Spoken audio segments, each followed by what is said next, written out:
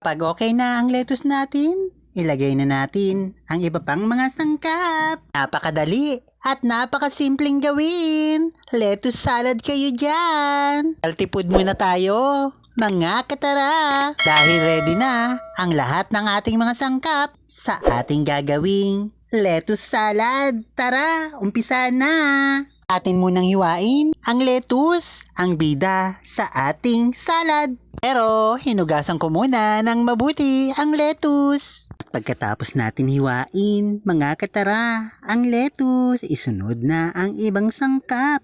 Hiwain na natin ngayon ang pipino. Kalahati lang ang aking ginamit. Nasa inyo na kung anong klaseng hiwa sa pipino ang gusto nyo, ha? Sunod naman natin ngayon hiwain ang sibuyas. Pwedeng pula, pwedeng puti. Nasa inyo na kung ano gusto nyong gamitin. Kamatis naman ang ating hihiwain.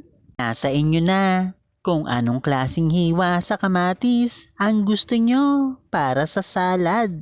Isunod naman natin ngayon, mga katara, ang kalamansi na ating gagamitin. Dahil tapos na natin hiwain ang iba pang mga sangkap para sa ating lettuce salad, atin na itong ilagay. Una nating ilalagay ang pipino. Ilagay naman natin ang sibuyas na ating nahiwa.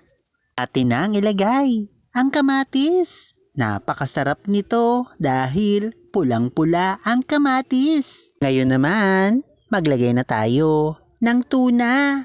Nasa inyo na kung anong klaseng tuna ang gusto nyong ilagay para sa inyong lettuce salad. Maglagay naman tayo ngayon ng kalamansi.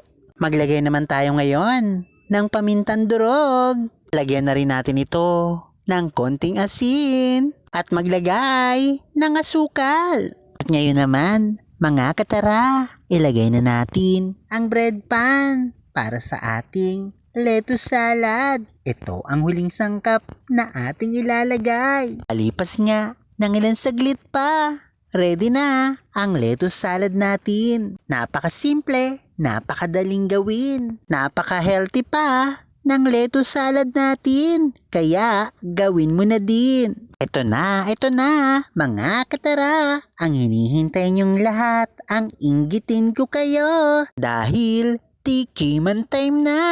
O alam nyo na ha, ang unang subo. Siyempre, kanino pa ba? E di sa akin. Itong ikalawang subo.